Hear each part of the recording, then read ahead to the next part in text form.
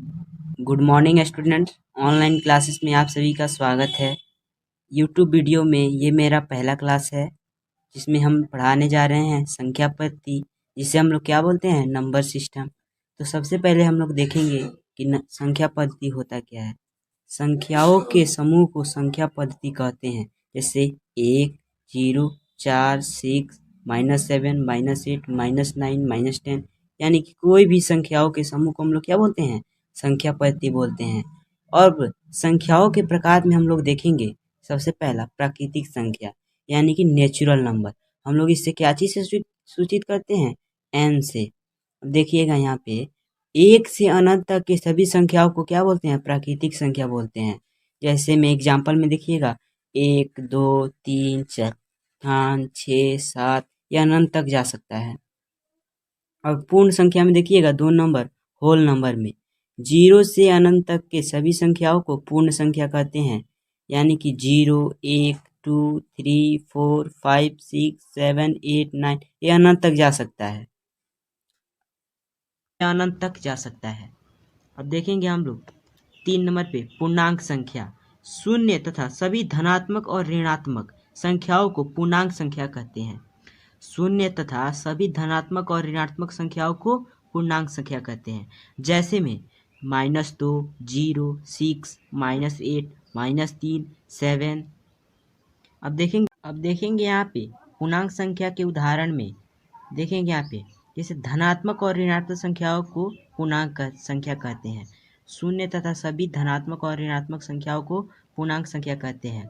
जैसे में आप लोग देख लिए हैं -2, 0, 6, -8, -3, 7।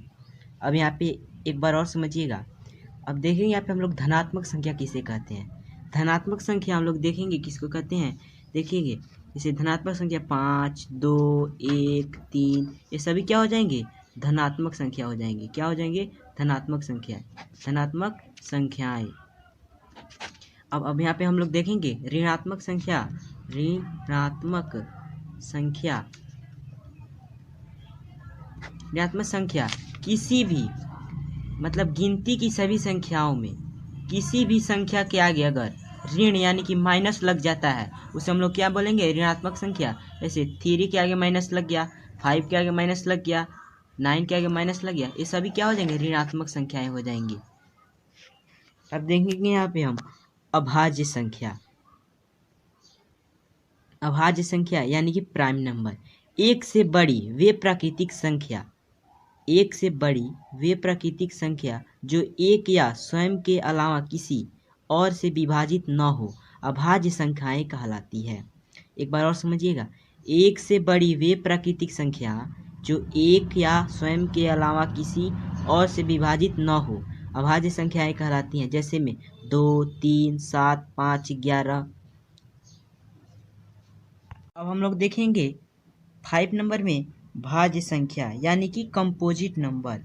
एक से बड़ी वे प्राकृतिक संख्या यानी कि एक से बड़ी वे प्राकृतिक संख्या जो एक या स्वयं के अलावा किसी और से विभाजित हो, उसे हम लोग भाज्य संख्या कहते हैं। जैसे 4, 6, 8, 10, 12, 18, 9, 16, ये एक और स्वयं के अलावा से ये सब विभाजित होंगे। अब यहाँ पे हम लोग देखेंगे 6 में सअभाज्य संख्या यानी कंपोजिट प्राइम नंबर। वैसी संख्या जिसका HCF 1 हो, उसे हम लोग क्या बोलेंगे, सअभाज्य संख्या। एग्जाम्पल में देखेंगे 2 और 3।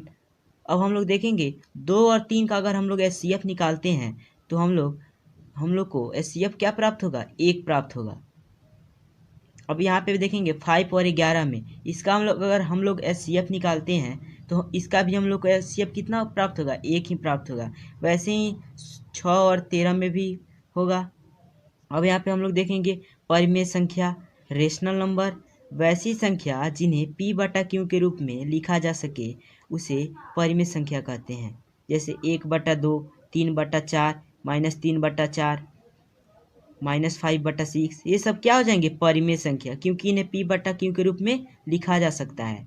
अब देखेंगे हम यहाँ पे 8 नंबर में अपरिमेय संख्या यानी कि इरेशनल नंबर। वे संख्याएं जिन्हें P/Q के रूप में नहीं लिखा जा सकता है।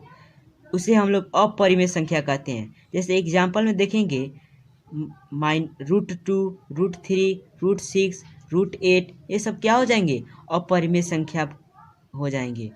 आप लोग एक बार और समझिएगा, सअभाज्य संख्या, वैसी संख्या जिसका एचसीएफ 1 हो उसे हम लोग क्या बोलेंगे, सअभाज्य संख्या बोलेंगे। जैसे अगर 2 और 3 में अगर आप लोग डिवाइड देते हैं, देखिए यहाँ पे अगर 2 और 3 में आप लोग डिवाइड देते हैं, 2 और 3 में, तो अगर हम लोग डिवाइड देते हैं तो 2 1 जा 2, 1 आ जाएगा, हम लोग का क्या हो जाएगा, शेष कितना आ जाएगा, 1 आ जाएगा। यहाँ पे देखेंगे हम लोग का आंसर कितना आ रहा है, 1, यानी कि ये 1 आ जाएगा। इसका एचसीएफ 1 हो गया, तो हम लोग इसको क्या बोलेंगे, सअभाज्य संख्या बोलेंगे।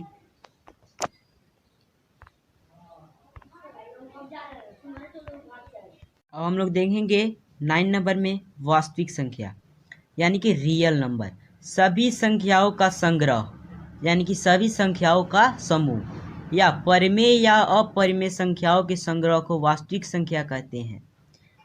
जरूरी नहीं है कि ये परिमेय और अपरिमेय ही होगा।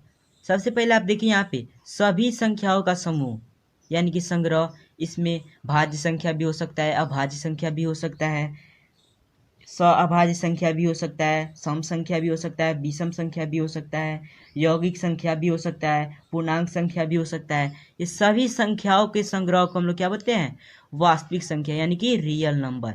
एग्जाम्पल में आप लोग देखेंगे 2/3, 4/5, √2, √3, √4, 3/8, 2, 8, 9, 3, यानी कि ये सभी संख्याओं के संग्रह को हम लोग क्या बोलते हैं, वास्तविक संख्या।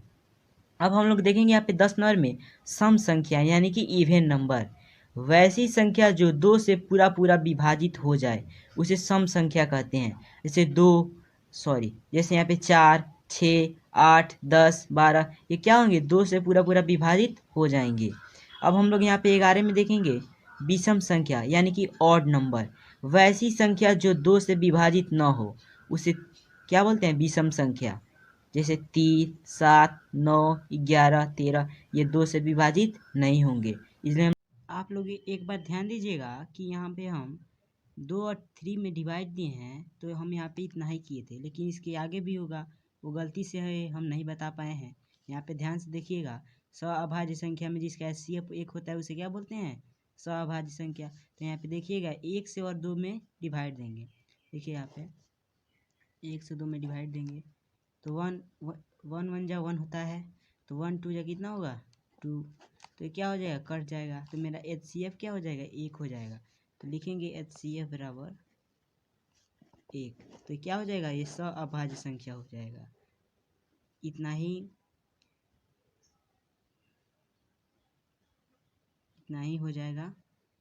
चलिए धन्यवाद।